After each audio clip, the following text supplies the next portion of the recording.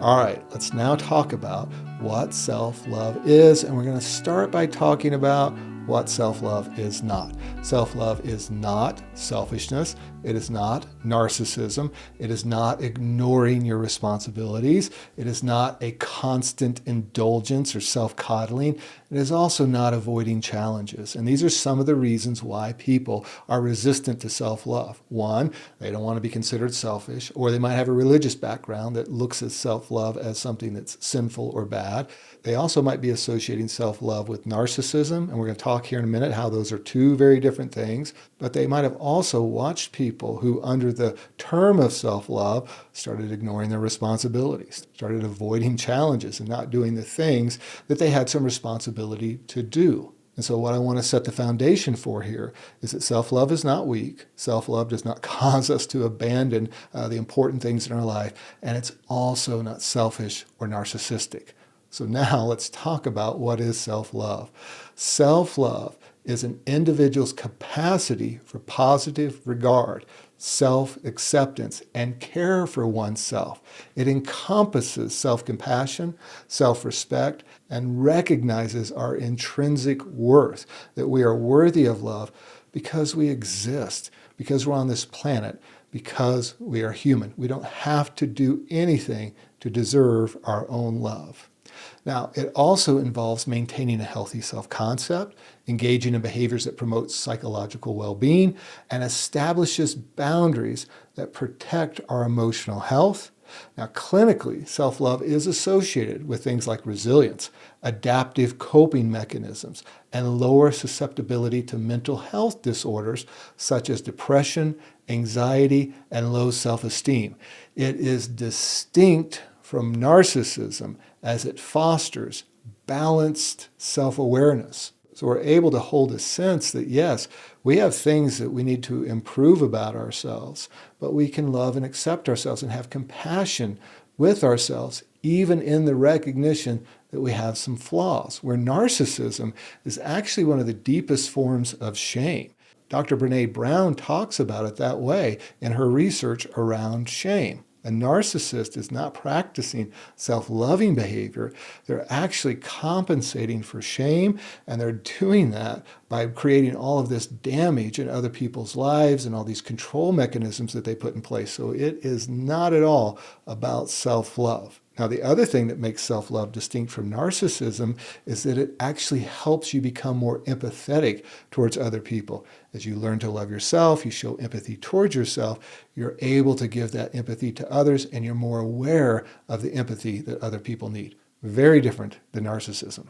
So now let's talk about what blocks self-love in our life. And number one, childhood trauma and attachment issues that come from childhood trauma.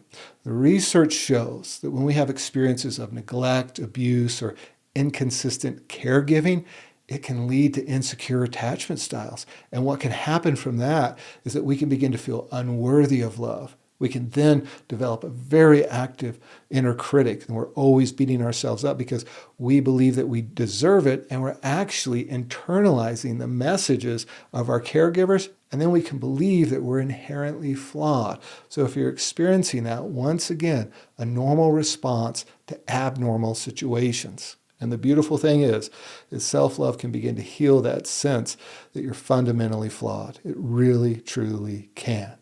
Now, the second thing that can hinder self-love are the things that come out of that trauma, which are those negative core beliefs and those cognitive distortions or those errors in the way that we think or that we see things.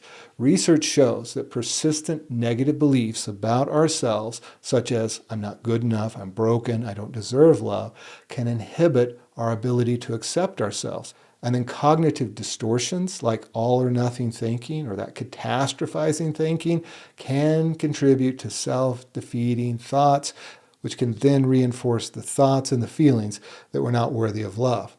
Now, the other thing that blocks self-love is that internalized criticism that comes from those core beliefs and then the self-sabotaging behavior that can happen as a result of that self-criticism. So the inner critic, that harsh, self-judging internal voice, can wind up dominating your perception of yourself.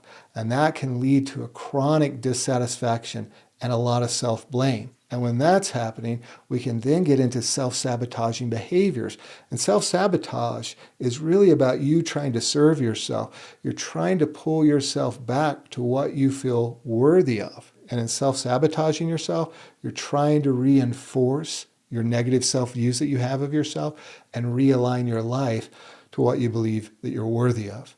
Now, the next thing that can block self-love is shame, and it does a great job of it. Shame, the belief that you're fundamentally bad or unworthy, can deeply block self-love. And it's different from guilt, right? Guilt says, I did something that I'm not really feeling good about, or something that I'm not proud of, or I did something bad, and I want to change it. It's action focused. I did an action that I don't feel good about. Where on the other hand, shame says, I'm bad. I'm something that's wrong.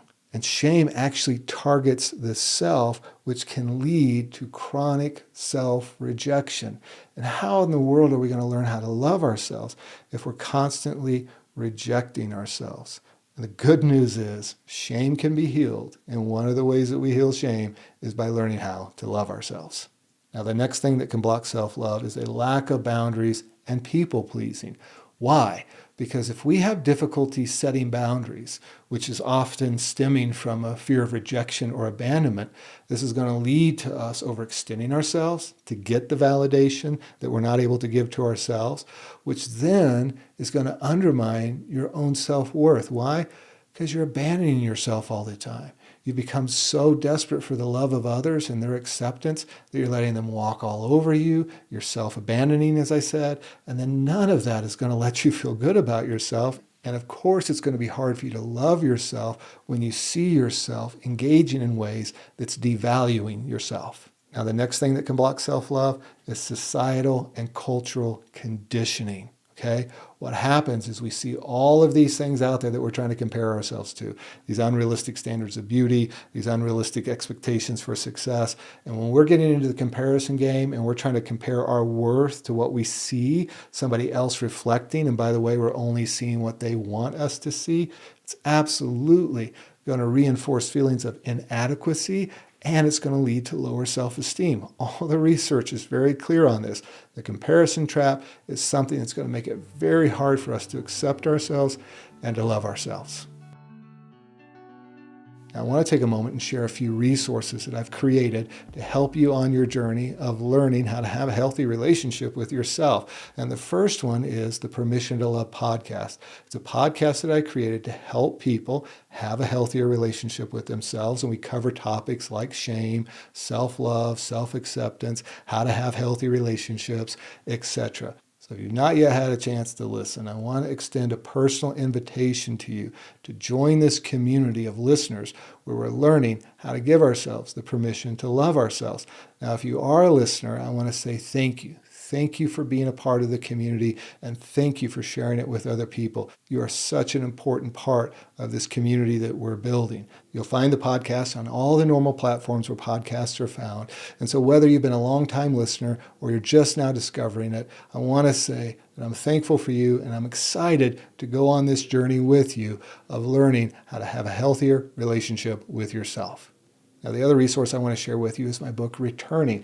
It's a collection of meditations and reflections on self-love and healing. And I created it to be somewhat of a daily guide for you to be able to go to remind yourself that you're worthy of love, to help encourage you to not give up on this journey of having a healthy relationship with yourself. And so you can pick up your copy by going to my website at jerryhenderson.org, or you can simply see the resource section in this course. There'll be a link there. Or finally, you can go to Amazon and get your copy there. I know that this resource will help you on your journey of learning how to love yourself.